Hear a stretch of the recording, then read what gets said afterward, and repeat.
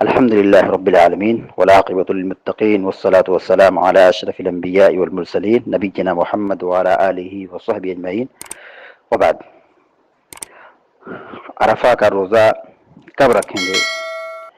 اس میں علماء کی دو رائے ہیں. ایک یہ کہ حجاج کرام جس دن میدان عرفات میں ٹھہرتے ہیں اسی دن عرفہ کا روزہ رکھیں گے، یعنی مکہ کی رویت کے اعتبار سے روزہ رکھیں گے. دوسری رائے یہ ہے کہ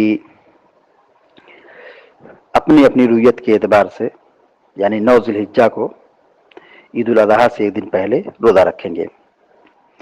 اس میں جو سب سے درست بات ہے اور مناسب بات ہے وہ یہی کہ اپنی اپنی رویت کے اعتبار سے 9 ذی الحجہ کو عرفہ کا روزہ رکھیں گے، کیونکہ آج وسائل ہیں، فوراً معلوم ہو جاتا ہے.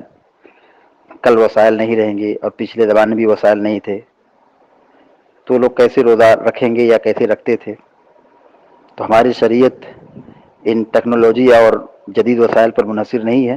ہماری شریعت ہر زمانے اور ہر حالات کے اعتبار سے رہنمائی ملتی ہے. تو اپنی اپنی رویت کے اعتبار سے روزہ رکھیں گے، 9 ذی الحجہ کو عرفہ کا روزہ رکھیں گے. دوسری بات یہ ہے کہ جس دن عرفہ کا دن ہوتا ہے یعنی مکہ کی رویت کے اعتبار سے 9 ذی الحجہ، تو بہت سارے ایسے علاقے ہیں جہاں پر اس دن رات ہوتی ہے. تو بتائیے وہ روزہ کب رکھیں گے؟ تیسری بات یہ ہے کہ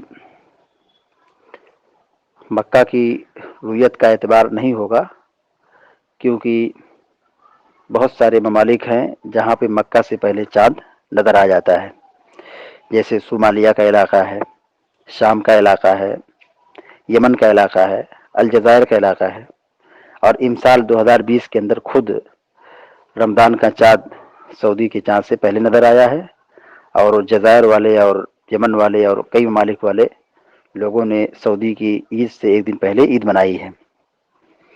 تو جو لوگ کہتے ہیں کہ سعودی کی رویت کا اعتبار ہوگا وہ بتائیں یہ ممالک والے بیچارے عرفہ کا روزہ کب رکھیں گے؟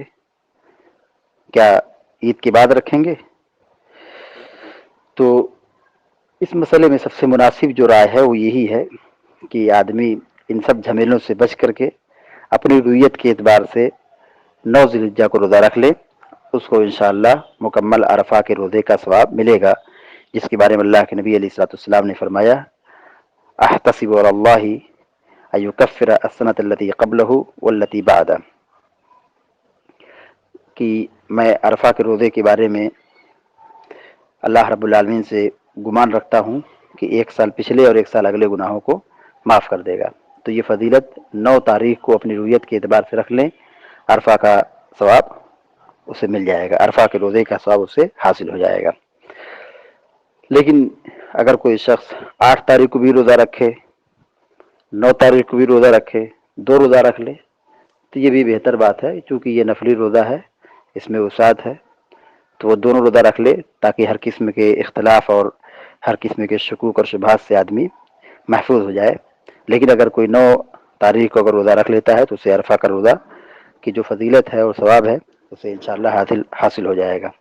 اللہ رب العالمین ہم سب کو علم نافع عطا فرمائے اور ہم سب کو عمل صالح کی توفیق عطا فرمائے اور کتاب و سنت کی روشنی میں عمل کرنے کی توفیق عطا فرمائے. آمین یا رب العالمین. اقول قولی ھذا واستغفر اللہ لی ولکم ولسائر المسلمین فاستغفروہ انہ هو الغفور الرحیم. السلام علیکم ورحمۃ اللہ وبرکاتہ.